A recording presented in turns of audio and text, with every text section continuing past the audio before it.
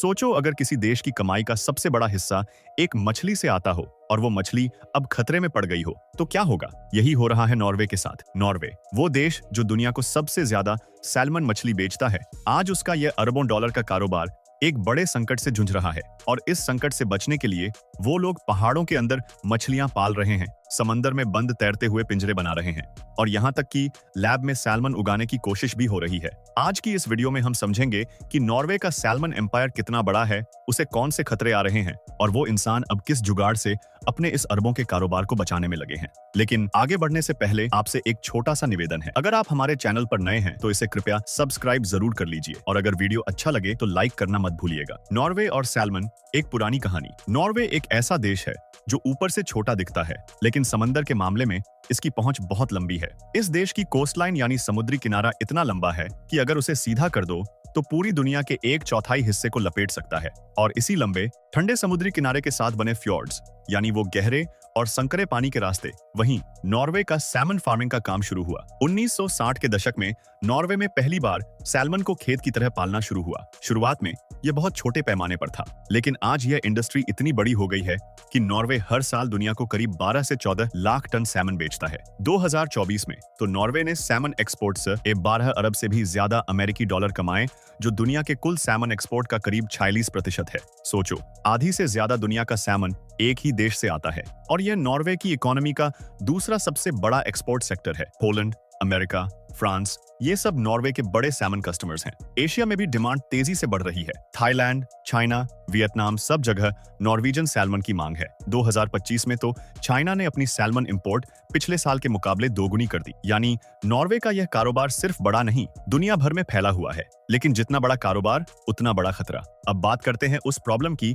जिसने इस पूरी इंडस्ट्री को हिलाकर रख दिया है। नॉर्वे के फ्योर्ड्स में जो सैल्मन फार्म्स हैं, वो ओपन नेट पेन सिस्टम पर काम करते हैं, मतलब बड़े बड़े जाल के पिंजरे जो सीधे समंदर के पानी में लटके रहते हैं। मछलियां उनमें रहती हैं और बाहर का पानी अंदर आता जाता रहता है। यही इस सिस्टम की सबसे बड़ी कमजोरी है, क्योंकि जब बाहर का पानी अंदर आता है तो साथ में आते हैं सी लाइस यानी समुद्री जुएं। ये छोटे छोटे परजीवी सैल्मन की स्किन पर चिपक जाते हैं, उनका खून पीते हैं और धीरे धीरे मछली को कमजोर कर देते हैं। 1-2 जुएं तो ठीक हैं, लेकिन जब सैकड़ों जुएं एक मछली पर हों तो वो मछली मर सकती है। 2024 में तो नॉर्वे को सी लाइस का सबसे बुरा सीजन झेलना पड़ा, पिछले एक दशक से भी बड़ा। उस साल पानी का तापमान सामान्य से 3 से 4 डिग्री सेल्सियस ज्यादा था और जब पानी गर्म होता है तो सी लाइस तेजी से बढ़ते हैं। 2024 में नॉर्वे में औसत से 3 करोड़ 10 लाख ज्यादा फीमेल सी लाइस थीं और इन जुओं की संख्या पिछले साल के मुकाबले 30% ज्यादा थी। इसका नतीजा 2023 में नॉर्वे में 5 करोड़ 78 लाख से ज्यादा फार्म्ड सैल्मन मर गए। यह मृत्यु दर 15% से ज्यादा थी, यानी हर 7 में से 1 मछली मर गई। और यह सिर्फ सी लाइस की वजह नहीं था। सी लाइस के अलावा एक और बड़ा दुश्मन है हार्मफुल एल्गल ब्लूम्स यानी हानिकारक शैवाल का फैलाव। जब समंदर में कुछ खास किस्म के एल्गी एकदम से बहुत ज्यादा बढ़ जाते हैं तो वो मछलियों की सांस लेने की नली को बंद कर देते हैं। मछलियां दम घुटने से मर जाती हैं। कभी कभी एक रात में पूरी फार्म तबाह हो जाती है। इसके अलावा ISA यानी इन्फेक्शियस सैल्मन अनेमिया जैसी बीमारियां भी हैं जो पूरी फार्म को संक्रमित कर देती। इन सब चुनौतियों की वजह से 2024 में सैल्मन फार्म्स की प्रोडक्शन कॉस्ट इतनी बढ़ गई कि कंपनियों का मुनाफा काफी कम हो गया। बड़ी बड़ी कंपनीज जैसे मोवी और ग्रीक को काफी मुश्किलों का सामना करना पड़ा। नॉर्वे की गवर्नमेंट भी चिंतित हो गई और उसने नया ट्रैफिक लाइट सिस्टम लागू किया, जिसमें सैल्मन फार्म्स को ग्रीन, येलो और रेड जोन्स में बांटा गया और रेड जोन में प्रोडक्शन घटानी होती है। अब नॉर्वे क्या कर रहा है? हाई टेक जुगाड़। जब प्रॉब्लम इतनी बड़ी हो तो सोल्यूशन भी उतना ही बड़ा चाहिए। नॉर्वे के लोग हार मानने वाले नहीं हैं। उन्होंने इस इंडस्ट्री को बचाने के लिए कुछ ऐसे तरीके निकाले हैं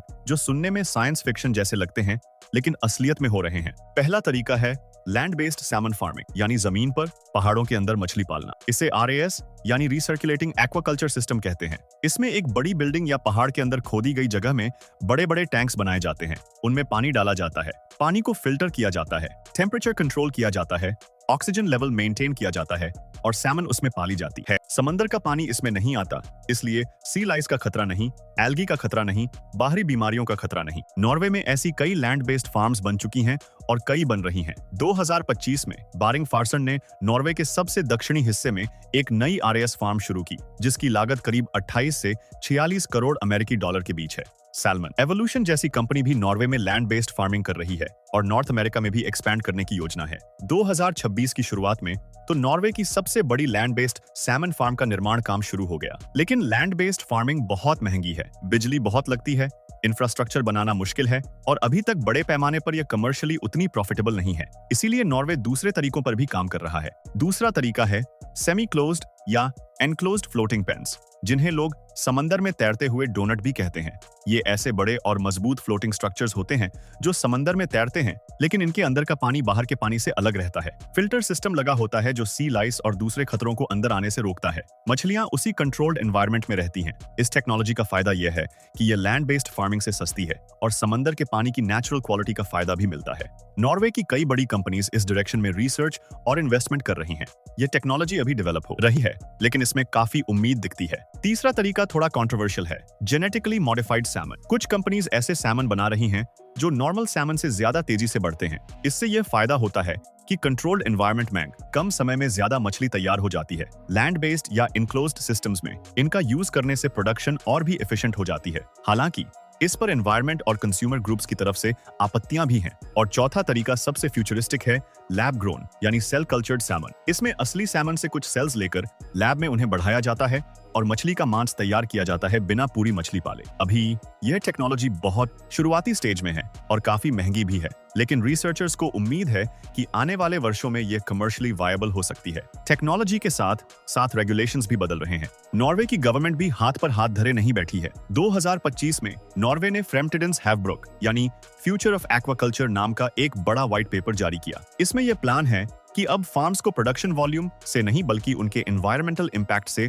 रेगुलेट किया जाए। मतलब अगर किसी फार्म में सी लाइस कम है, मछलियां स्वस्थ हैं, पोल्यूशन कम है तो वो ज्यादा प्रोडक्शन कर सकती है। लेकिन जिस फार्म में सी लाइस ज्यादा हैं या मछलियों की मौत ज्यादा हो रही है, उसकी प्रोडक्शन रोकी जाएगी। इसके साथ ही सी लाइस इमिशन क्वोटास यानी जुओं की एक तय सीमा तय की जाएगी जो हर फार्म को मेंटेन करनी होगी। और एक नया लॉस्ट फिश टैक्स यानी मरी हुई मछलियों पर टैक्स लगाने का भी प्रपोजल है, ताकि फार्म्स को फाइनेंशियली भी इंसेंटिव मिले कि वो अपनी मछलियों को स्वस्थ रखें। एआई और टेक्नोलॉजी का इस्तेमाल, मॉडर्न टेक्नोलॉजी भी इस लड़ाई में शामिल है। नॉर्वे के सैमन फार्म्स में अब एआई पावर्ड मॉनिटरिंग सिस्टम्स लग रहे हैं जो पानी की क्वालिटी, मछलियों की हेल्थ और सी लाइस की संख्या रियल टाइम में ट्रैक करते हैं। कैमरास पानी के अंदर लगाई जाती हैं जो ऑटोमेटिकली डिटेक्ट करती हैं कि कोई मछली बीमार तो नहीं है। फीडिंग सिस्टम्स भी ऑटोमेटेड हैं जो सही समय पर सही मात्रा में खाना देते हैं। मैनोलिन जैसी कंपनीज एआई प्लेटफॉर्म बना रहे हैं जो सी लाइस प्रेशर को प्रिडिक्ट कर सकती हैं, यानी पहले से बता देती हैं कि किस एरिया में कितना खतरा है। इससे फार्म्स पहले से तैयार हो सकती हैं। सैमन को सी लाइस से बचाने के लिए क्लीनर फिश का भी यूज होता है, यानी ऐसी मछलियां जो सैमन के बॉडी से जुएं खा लेती हैं। हालांकि इनकी मोर्टेलिटी रेट भी काफी ज्यादा होती है, इसलिए इसे परफेक्ट सोल्यूशन नहीं माना जाता। दुनिया पर असर, नॉर्वे का सैमन संकट सिर्फ नॉर्वे की प्रॉब्लम नहीं है। जब नॉर्वे में प्रोडक्शन कम होती है तो पूरी दुनिया में सैमन की कीमतें बढ़ जाती हैं, और जब कीमतें बढ़ती हैं तो दुनिया भर के रेस्टोरेंट्स, सुपरमार्केट्स और आम लोगों की थाली पर असर पड़ता है। नॉर्वे जो इनोवेशंस कर रहा है, land based farming, AI monitoring, enclosed pens, ये सब टेक्नोलॉजीज बाकी दुनिया भी अडॉप्ट करेगी। कई देश जैसे जापान, कनाडा, अमेरिका, ये सब नॉर्वे की टेक्नोलॉजी का इस्तेमाल करके अपनी खुद की सैमन फार्मिंग शुरू कर रहे हैं। माउंट फूजी के पास जापान में एक नॉर्वेजियन टेक्नोलॉजी से बनी land based salmon farm already काम कर रही है और 2024 में उसने पहली हार्वेस्ट की। यह इस बात का सबूत है कि नॉर्वे जो तरीके सीख रहा है वो पूरी दुनिया को फायदा पहुंचाएंगे। तो दोस्तों, नॉर्वे का सैल्मन एम्पायर एक बहुत बड़ी और इंटरेस्टिंग कहानी है। एक तरफ अरबों डॉलर का कारोबार है, दूसरी तरफ सी लाइस, बीमारियां और बदलता हुआ क्लाइमेट। लेकिन नॉर्वे वाले बैठकर नहीं रो रहे, वो पहाड़ काट रहे हैं, समंदर में नई टेक्नोलॉजी ला रहे हैं और लैब में भविष्य बना रहे हैं। यह सिर्फ मछली पालने की कहानी नहीं है, यह उस इंसानी जिद की कहानी है जो कहती है कि चाहे कितनी भी बड़ी प्रॉब्लम हो, सोल्यूशन निकाल ही लेंगे। जो टेक्नोलॉजीज नॉर्वे आज डेवलप कर रहा है वो कल पूरी दुनिया की फूड सिक्योरिटी में काम आएंगी, क्योंकि जैसे जैसे दुनिया की आबादी बढ़ रही है, समंदर से पकड़ी गई मछली कम होती जा रही है और तब फार्म्ड फिश ही एक बड़ा जवाब होगी। नॉर्वे का यह एक्सपेरिमेंट सिर्फ उनके लिए नहीं है, यह पूरी दुनिया के लिए एक सबक है कि अगर सही टेक्नोलॉजी, सही नियम और सही सोच हो तो बड़ी से बड़ी चुनौती को भी हराया जा सकता है।